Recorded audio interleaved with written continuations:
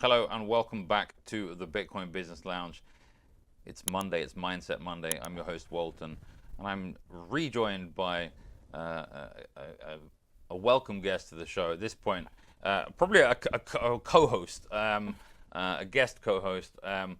Kiki, welcome back to the show. Thank you. Happy Monday. Happy Monday. It is a happy Monday.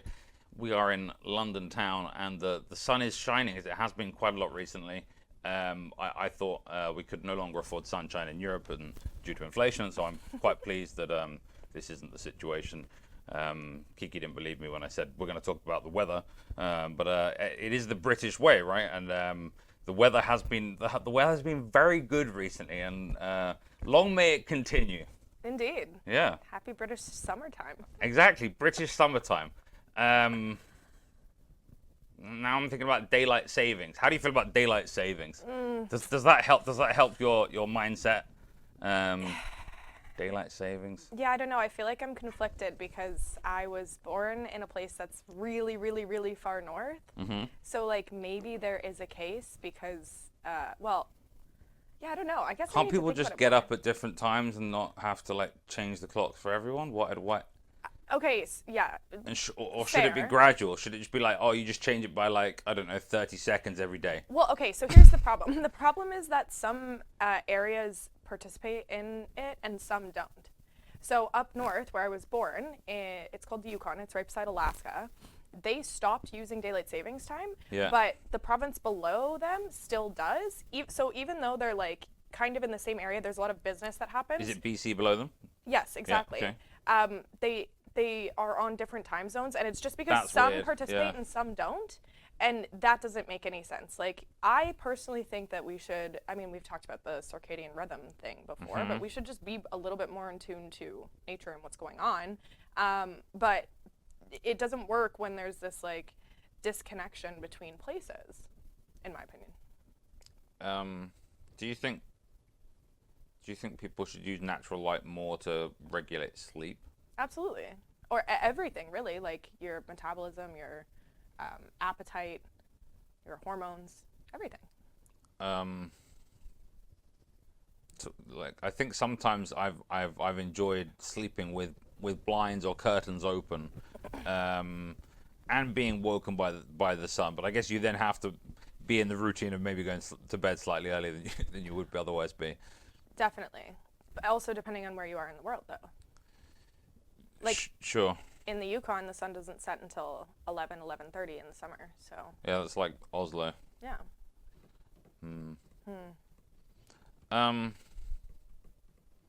So we're thinking about daylight savings. We're thinking about changing clocks. You're someone that does a lot of travel and is regularly in different time zones, attending different conferences. I think conferences are interesting because I think it's how many Bitcoiners end up focusing their energies as a way of contributing most to the orange pilling effort. Now that can be kind of actually more of, because it's an internal one, I see it as more like an HR function for the Bitcoin space, that all the Bitcoiners get together.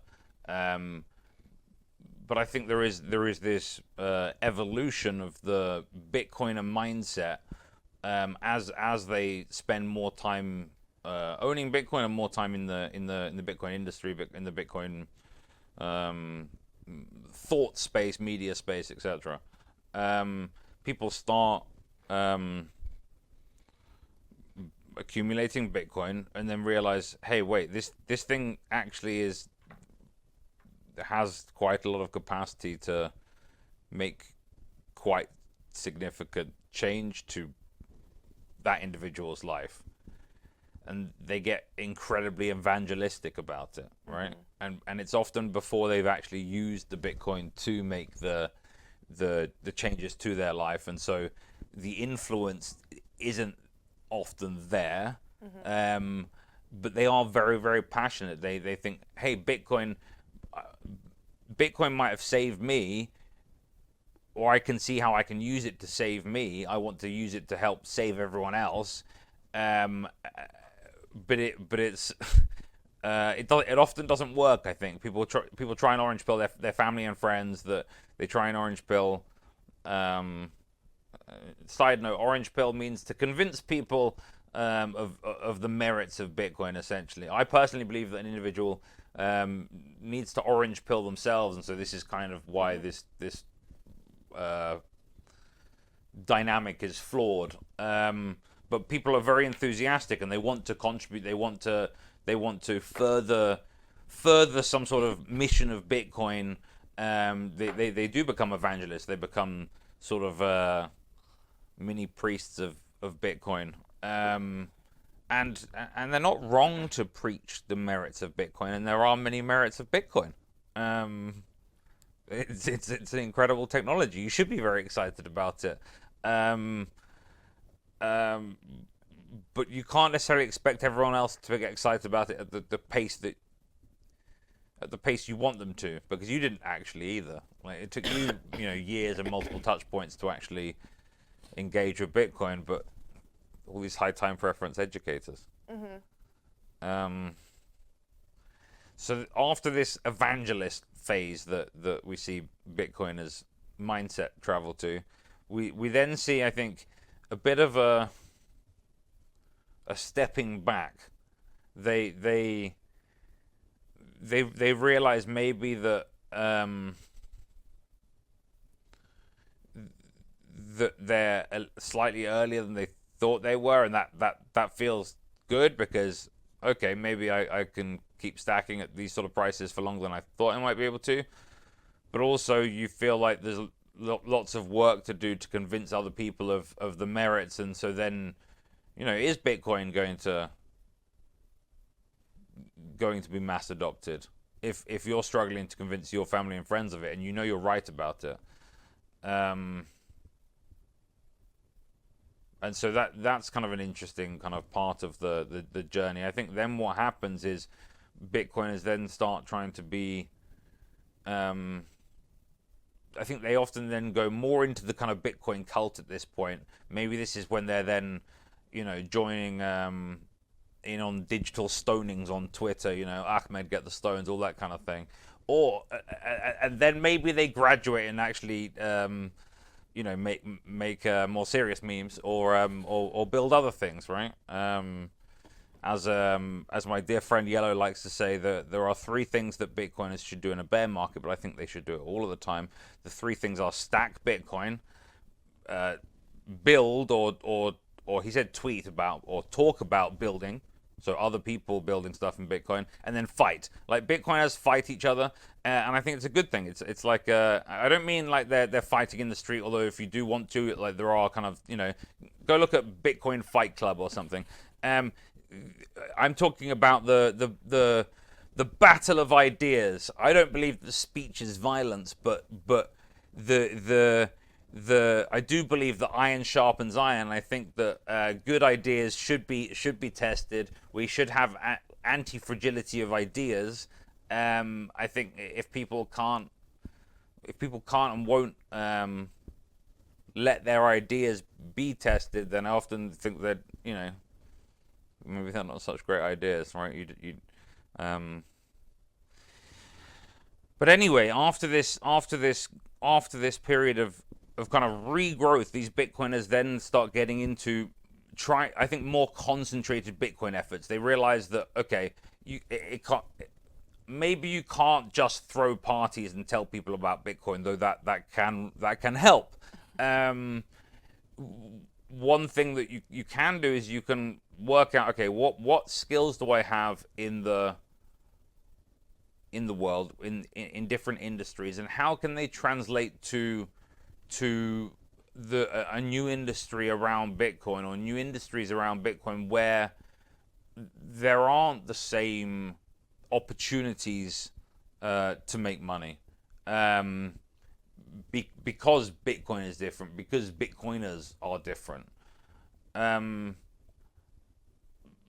so there aren't so many different businesses, right? There are signing devices, people who make physical hardware devices for securely spending Bitcoin. for securely generating addresses offline. So for Bitcoin security and privacy, right? There is an industry around Bitcoin security and privacy. There are more and more collaborative multi-sig solutions. We see now things like insurance for some of these collaborative situations. That's one industry in Bitcoin. Mining seems to be an industry, but I'm not sure they make the Bitcoin. I think they obviously make Bitcoin, right? In terms of that they earn the miners' revenue, right? They earn the Coinbase and they earn the fees on the transactions. But I mean that I think ultimately it's like a fiat arbitrage kind of business with energy. A very clever one, but yeah, not particularly like the most kind of Bitcoin industry, weirdly now. There is a huge, obviously, industry of home mining. Shout out Scott. Like there are people trying to do different things, but economies of scale in Bitcoin mining with energy especially skew it very heavily. So how do people choose to contribute to Bitcoin? They go, okay, maybe I don't have the money, or I'm not in the right location to get into mining. I don't have the expertise, or kind of the competition's pretty stiff in the space of making signing devices. Although people like Seed Signer turned up and did a great job. How else can people contribute? And I think they choose to contribute in the world of Bitcoin BDSM, and of course that's business development, sales, and marketing. And that's meetups, that's conferences, and I think there are many different types of Bitcoin meetups and conferences, different levels of technicality, different kinds of Bitcoin culture in different pockets all over the world. And today I want to talk a little bit about the differences of these kind of events, because I think they often get very erroneously grouped together, right? They aren't all the same. Not all Bitcoin conferences are the same, right? The Bitcoin and Politics conference isn't the same as the frontier of Bitcoin, right? These things aren't all the same. Kiki. Yes.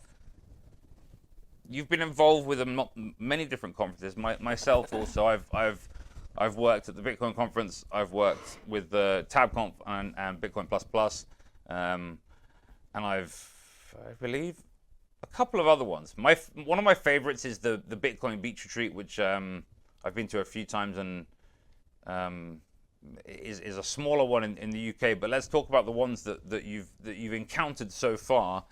Tell us a little bit about the different kinds of conferences that you've been to in the Bitcoin space, and what maybe you see the different kind of fruits are of attending the different types of conferences. Okay. Yeah. I will start off by saying I feel like we're doing ourselves a disservice by continuing to call them conferences, because They're like festivals, right? well, that's the thing. It does depend on which one you're attending. Some of them are more like conferences, and that's fine. It's no disrespect to that, but yes, some of them are more like festivals. Some of them are just events. I think we should probably, as conference organizers and people in this space, think about this a little bit more, because conference, like the name conference, just isn't sexy, but we can come back to that. We need to make Bitcoin conferences sexy again. Yeah, good job. Definitely. Differences between them. I mean, yeah, like you said, I find it really interesting that there can be, and there are some very niche events out there, and then there are bigger ones that are maybe a little bit more catch-all, if you will. The very first conference I ever attended was Adopting Bitcoin, which is the one that I'm responsible for organizing. My first conference was Miami 2022. In fact, my first ever Bitcoin event was Miami 2022, which I think was the biggest, one of the biggest events ever in Bitcoin. And then I kind of went backwards. I've been based in England the entire time, but I spent a lot of time talking to North American Bitcoiners in particular, and met, I don't know, 100 people in a week's time that I'd spent days, weeks talking to, verbally as well as through messages. There are like so many people at some of these bigger conferences. The opportunity to meet these people is quite astounding. But some people really go in the opposite direction of like they go to a smaller one first, meet a couple of people, and then expand. I kind of went I think the wrong way maybe, but I don't know. It was fun. As long as you had fun. Yeah. Right. Sorry, I lost where. Yeah, my apologies. So you were talking about how your first conference that you ever attended was one that you are now the queen of, which is adopting Bitcoin. Yes, yeah. So yeah, first one was in 2022, I think. Yeah, 2022, in El Salvador, adopting Bitcoin. There was probably around 1,000 people there that year, I believe.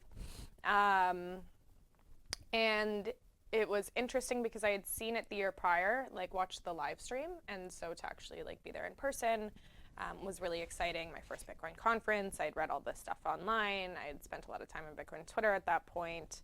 And I walked into that event thinking like, I feel like I'm going to be totally out of place. And I got in there and I felt totally out of place.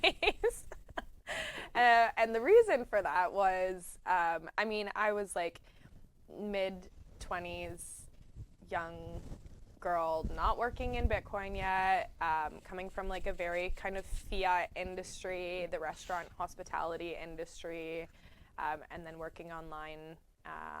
And I just walked in and looked around and I was like, there's not a single person here who looks like me. But it didn't matter. Like I had great fun. I learned a lot. What are you saying about Bitcoin? You're saying Bitcoin has some interesting looking people? Is this the claim being made here? Okay, well the thing is it's changed a lot since then, and I can get to that, but definitely at the time I was like, yeah, all right, I'm just going to be the odd one out. That's cool. It's nothing abnormal for me. And I spent the whole first day like trying to get into workshops and talks and everything like that, but by day 2 I was exhausted, and I spent basically all of the second day just hanging out in the lobby. As comes naturally sometimes. Right, LobbyCon or kind of side events, I feel like is, I mean, conference organizers know this, but the side events are kind of the best thing, right? Yeah. Like, sometimes we even throw side events at other conferences for other conferences. Yeah. Like it's beautiful. Happy Hour plus, catch another one in your coming soon in your city. Yeah. Like so you went to El Salvador before going to a Bitcoin conference? You moved to El Salvador? So that seems like the wrong way Well, actually, around. I moved to El Salvador before I had met any other Bitcoiners in real life aside from my ex-boyfriend who I moved with. I met my first other Bitcoiner in real life. You met your first real Bitcoiners in El Salvador? In a river. In a river? Yeah, an oyster restaurant in a river near El Sante. Yeah. But yeah, that was my first event, and it was really great. But I do remember sitting there and thinking, wow, this takes a lot to put on. Wait, you met your first Bitcoin as an oyster event by a river? No, This an oyster doesn't seem restaurant. very Bitcoin. Like, Why not? I mean, Oysters? How many? Hey, this is a message to my dear friend Ant from Time Chain Stats. We need a new statistic on the site.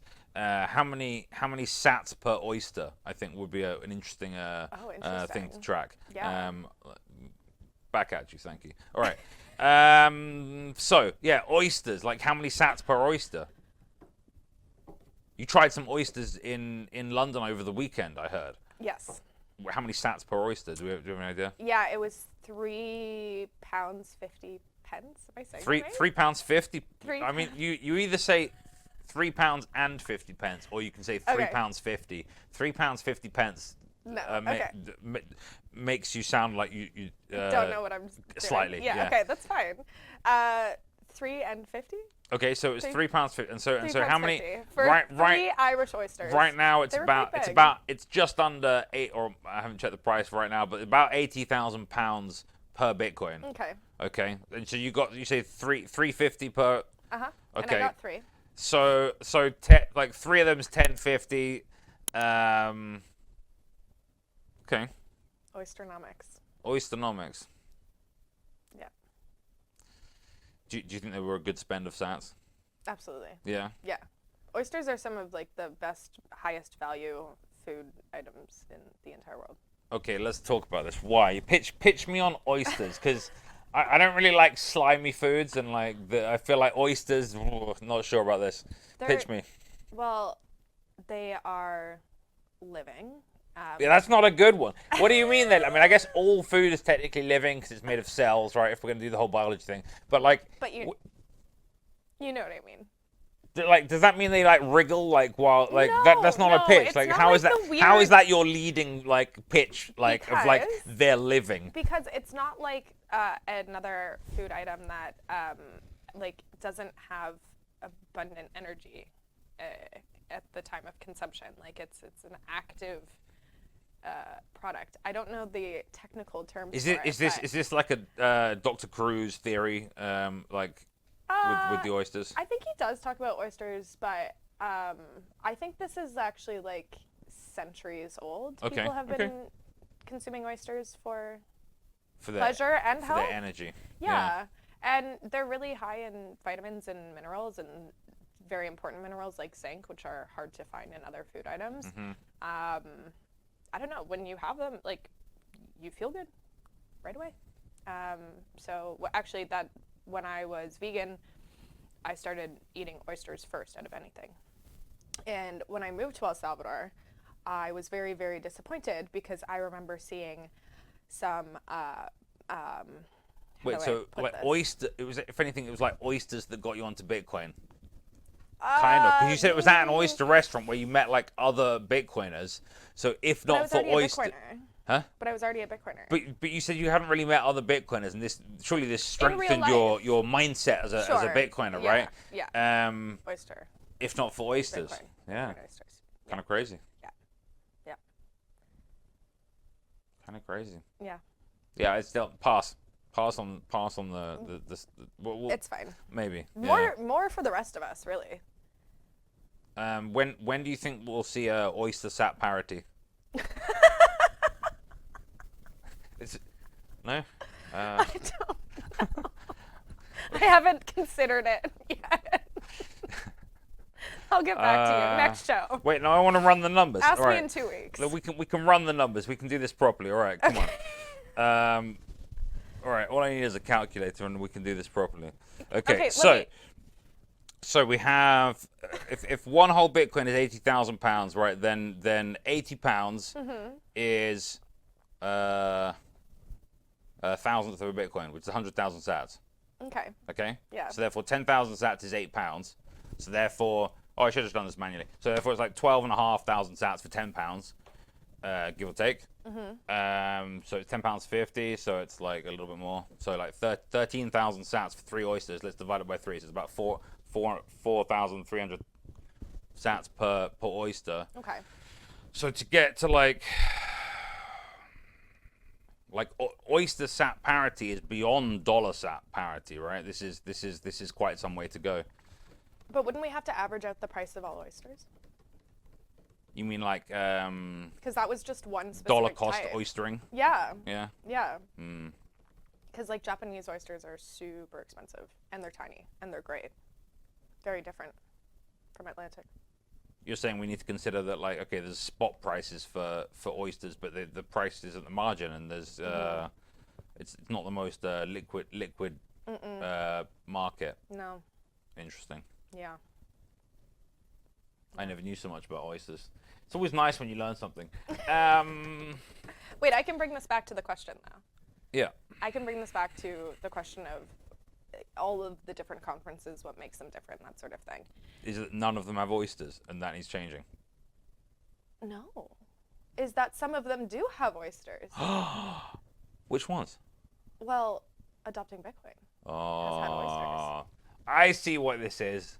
I'm just saying. Just saying. And listen, Adopting Bitcoin, what's the dates again? November 14th and 15th. 14th and 15th. This year. We have tons of side events planned.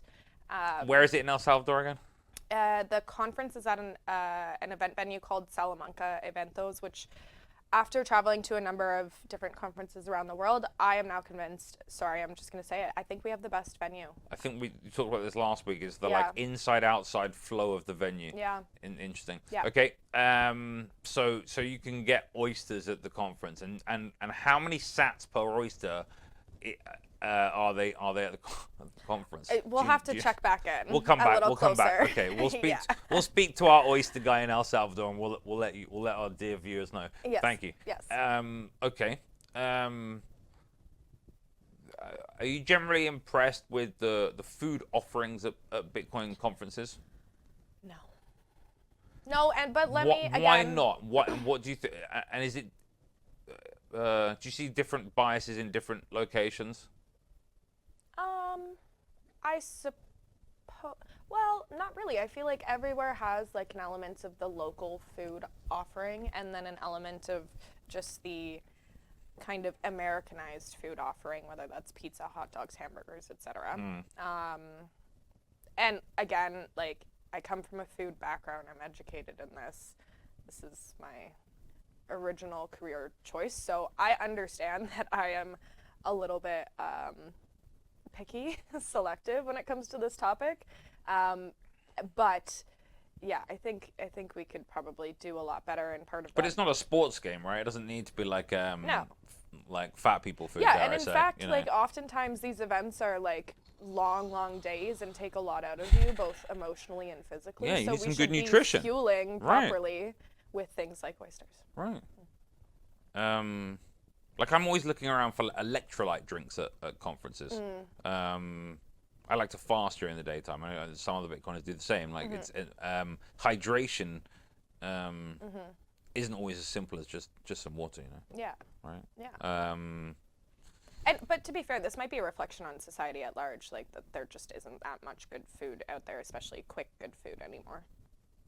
Unfortunately, in most places. Right, it's probably about the time, right? Because they have to pay all these food trucks or whatever have to pay, you know, some flat fee to be there for a certain amount of time, and so then they want to turn over at a certain rate, so therefore they're gonna then choose things that they can cook faster and makes food sense. in general, energy costs in general, transportation, fuel, all of these things are. But from my perspective, maybe you've seen this too, that it's the real estate impact or real estate price impact on these physical location businesses that has been going up and up and up recently. And often what you then see is the consequence of that is that they cut staffing, and so virtually all restaurants and bars. You don't see this with hotels because they usually build in the extra cost so that they don't have to do this. But most restaurants and bars are understaffed because they simply can't afford to have enough staff because of these additional costs, which then means that you then get what I see worsening service often in the West. It also works the other way too, though. If you with an increased expectation of tips. True. But it works the other way too. There are plenty of places, especially in Latin America, where the cost of like what you have to pay your employees is very, very low. Yeah. And everywhere is overstaffed, and the service is just as bad, if not worse. Interesting. Yeah. So the middle ground is very difficult to find when it comes to this topic. Yeah. So restaurant management is a real skill issue for many, is what we're learning here. Absolutely. Restaurant management and just like hospitality in general, people hosting. It's the same thing for events. Like, there's a lot of really, really intelligent people who are wanting to put on events, like the ones that we've discussed, especially some of the more niche ones or the more technical ones. Right, Bitcoin Plus, TabConf, like these are incredible events. And they have amazing ideas. They're super creative. They're like honed into their clients and their attendees. But maybe the people who are putting these things together currently should be focused on like their actual contributions to the space instead of having to deal with like the logistics of hosting people, if that makes sense. Do you follow what I'm saying? Just say that last part one more time. That people who like someone like Nifty, for Sure. example, who has a lot to offer to the Bitcoin space as a whole. Um, as a community, we probably benefit a lot from her focusing in on that instead of having to deal with like the logistics of putting together an event, like dealing with vendors or something like that. When there's other people who come from a background where that is a little bit more relevant to them. Do you know what I mean? It's like taking things off of people's plates so that everybody can thrive. Yeah, I mean, this is what kind of what I started trying to do for Nifty is that she was she somehow does it, like was doing everything, And I except like, for X Frog doing all the AV. Shout out X Frog. And I but respect like, it, of course. It's kind of insane like how much she was doing, and but then she can't be as present at the conference, and I come back to these conferences, and this is what a lot of people don't understand is these conferences are HR events. Like, I don't mean that like, oh, it's like some like lame day where you get yelled at about saying certain words or not saying certain words. I mean like where people come together and there is a self-care aspect to the attendance of these things. And it is especially true for these developer communities, right? At TabConf, at Bitcoin Plus Plus, because a lot of them work in a relatively isolated way. Decentralization is great when it comes to networks, when it comes to not having single points of failure. It's not great when it comes to community. I think one thing that COVID showed us was that like you can spend as much time talking on screens to people. It's not the same as building real relationships. It's not the same as being in the same place. It's just not. The warmth I think that we see from people in person is very different, I think, to what you see online, right? I had this I had the honor to host another panel that I put together at Bitcoin Plus Plus, focused on filters, and there were people that were like yelling at each other online and blocking each other, that then were talking semi civilly on together at the conference, and there weren't raised voices, there weren't things being thrown. It wasn't quite like the memes might have you think. And I think, I don't know. I think it's a really good thing. I think we need a new name for these conferences. I don't like the word convention, but it is people coming together.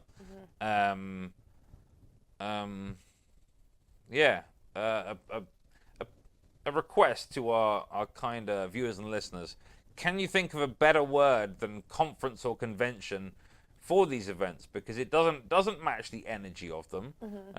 They may be educationally focused, but that's not really their function. I see.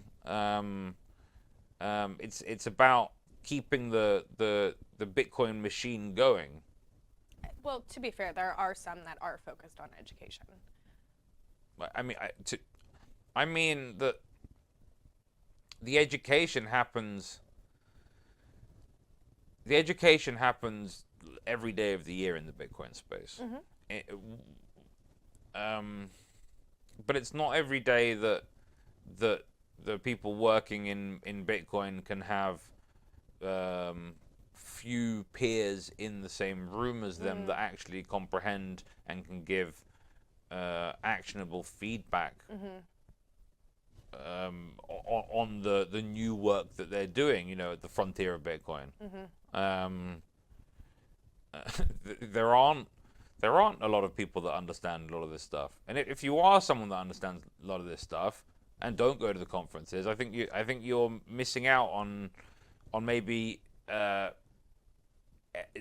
learning more about the conversation, but also maybe having more influence in the conversation than you might otherwise. I'm not saying go dox yourself before my message gets distorted here, but it's that there are some events that you can go more anonymously to than others, and I think some of these smaller developer conferences are some of them, as long as someone doesn't lose their Bitcoin and tag the FBI and everyone get doxxed that way. But that was a one-time thing, right?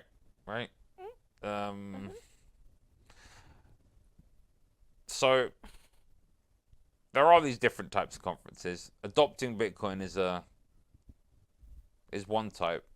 Tell us more about the other types of conferences you've been to all over the world. Yeah, I mean, well, you just touched on the technical developer kind of focused events. The other ones that I see that are popping up more and more are more cultural, arts and culture focused. So like the Bitcoin Film Fest being one of them. That one's incredibly niche in the film space. Bloomfest a little bit. Bloomfest as well. That kind of thing. There's also earlier this year in April, I went to a smaller event, the Grassroots Summit, that was put on by Bitcoin Park in Nashville. And this one was specifically for meetup organizers and event organizers. And that was really, really beneficial because... How big was that event? Less than 100 people. Yeah, it was quite small, but it was the size of it and the format of it allowed everybody to connect with the people that they wanted to connect with. It was a good balance of content and panels and that kind and workshops, and then just time to hang out, chat, network, and they have a great space there as well, and it was well used. So events for people who are actively working on building things, I think, and whatever that niche is, whether it's this physical in-person thing or people who maybe are working on startups, that kind of thing. And then something you mentioned being regarding education. So this year, I should be heading to Vancouver for Learning Bitcoin.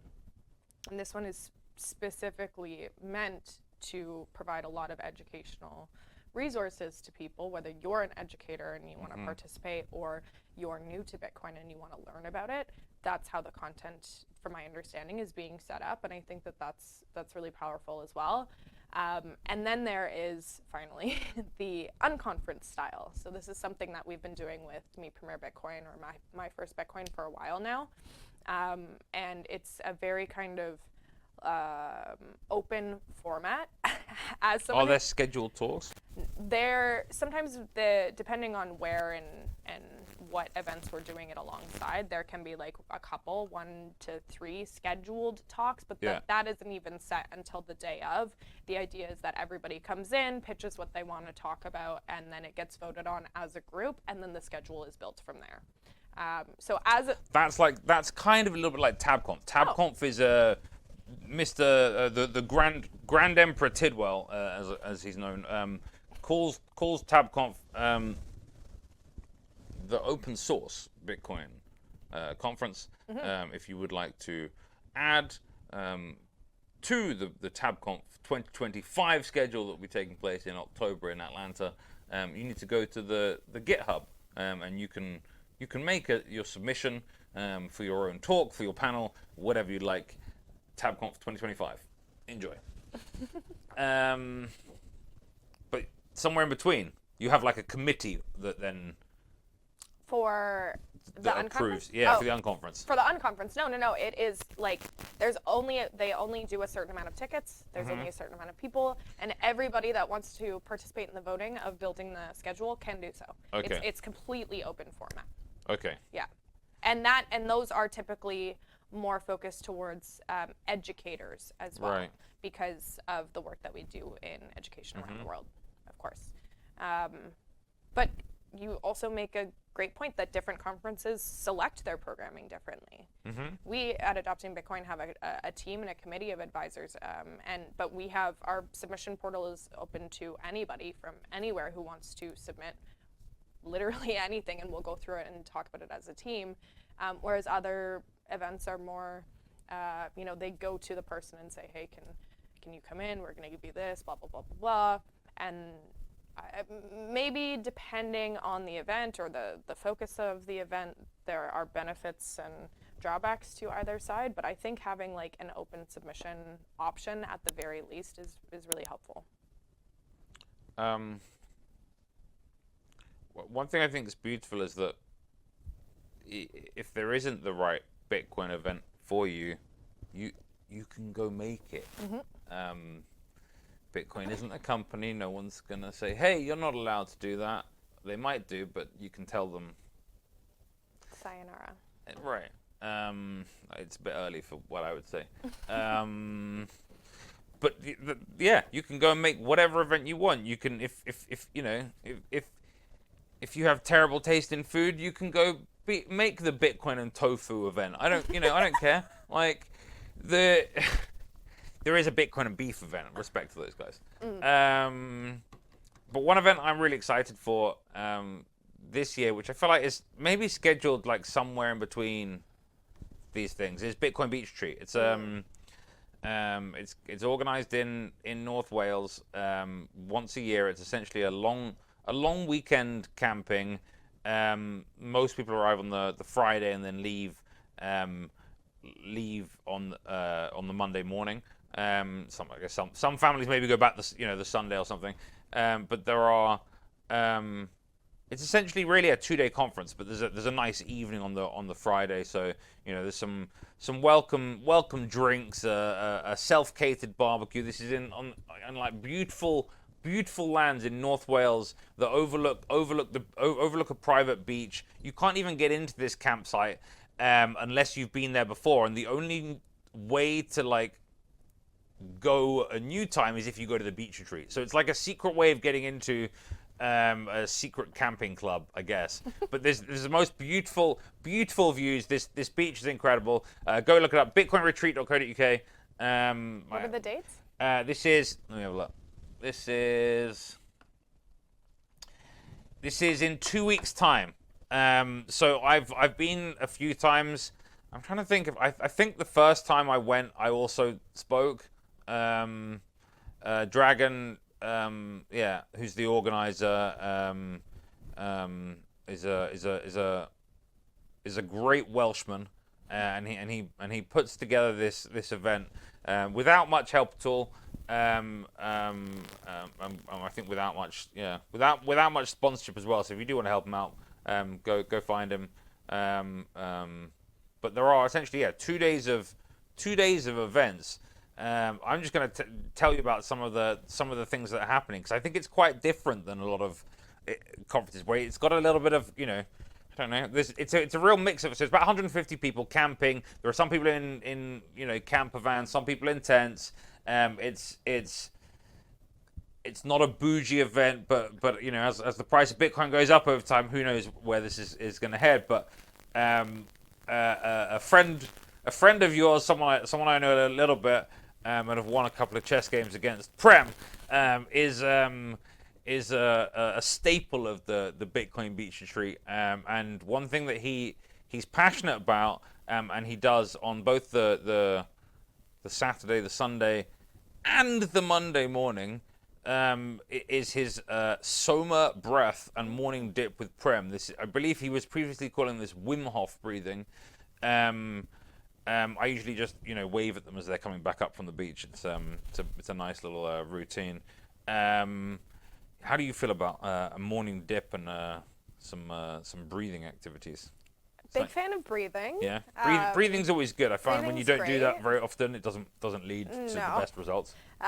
Morning dip, we'll see. Yeah. Seems cold. We'll check the temperature, and then there's on the Saturday there's a mini Bitcoin market. Basically, you can just sell anything for Sats. Often you get some people who've collected a bunch of Bitcoin books that then resell them, which I think is kind of a bit odd. But I guess if you want to buy a Bitcoin book,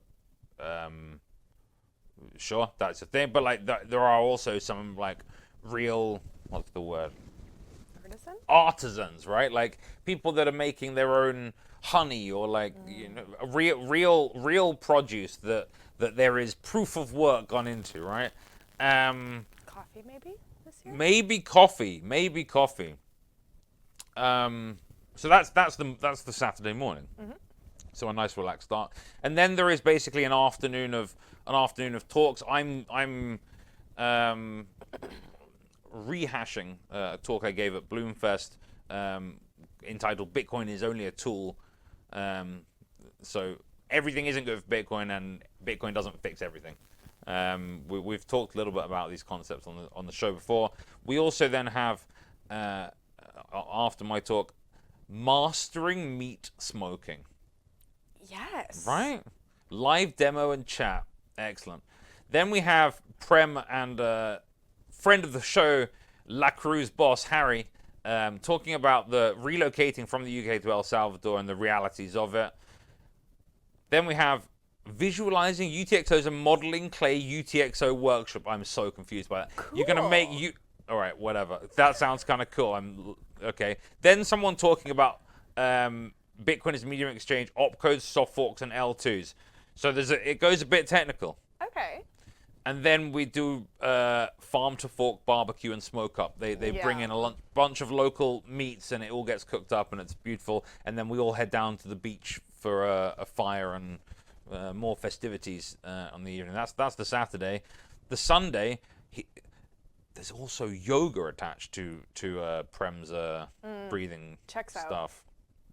He's a multifaceted Then there's a man. countryside walk. Oh. Then Bitcoin and UK pensions at 11. So some of these things there's like the corporate trying to help people. There's always some sort of like tax thing or whatever. Bitcoin quilting. I don't know what Bitcoin has to do with quilting, but you're gonna find out. You're gonna find out. An independent Wales on a Bitcoin standard. Interesting. Okay. Then I'm hosting Knights of the Round Table, which is a Bitcoin discussion, right? We're gonna be people group around and we're gonna hash some ideas out. LED meat paper craft, a kids workshop, then a quiz, and then like pizza gets brought in, another beach fire. How's that for a conference? Do I have to bring my passport? Do you have to bring your passport? I'll ask Dragon. Any further questions should be directed to Dragon. Let me just find what his actual Twitter handle is so you guys can pester him instead of us. Just one moment. Here we go. Okay. So if you go to @BitcoinRetreat on Twitter, you can find out more about this event and pester Dragon if you have any further questions. Yeah, I'm very excited to be Retreat. It's kind of. Wait, do I have to bring my passport? I don't know. You have to ask Dragon. I'm not. Oh, I'm not. okay, okay. I'm not Welsh. I don't know all these things. Okay. Yeah. Great. Something to find out. We'll ask him to add it to the FAQs. If you're coming from England to Wales, do you need your passport? We'll add it onto the FAQs. All right. Yeah. How's that for a Bitcoin event? It's like, I think it's like a festival, right? It's like there's some coming together, there's some fire, there's some hype about Bitcoin, and there's some education. Mm-hmm. And there's some reality setting. And like open discussion format type stuff, it seems a little bit. Maybe not. Yeah. Yeah. And exercise. And winning games of chess. Not me. Not you. All right. Well, we'll see. We'll see. Maybe Mr. Tidwell, there should be a chess tournament at Bitcoin Retreat, and TabConf would like to help with it. We'll talk. Anyway, this was a lovely Mindset Monday. Thank you very much for rejoining me in the studio, Kiki. My pleasure. Thanks. Do you have any further sentiments for the people out there on Monday trying to get the ball rolling on another week of the grind? No, I would just say I told myself this morning that nothing was going to stress me out today, and it's worked so far. So, yeah, you can do it. Stay hydrated. Thank you. I'm Walton. This is the Bitcoin Business Lounge. This is the end of Mindset Monday. We'll see you tomorrow. Thank you.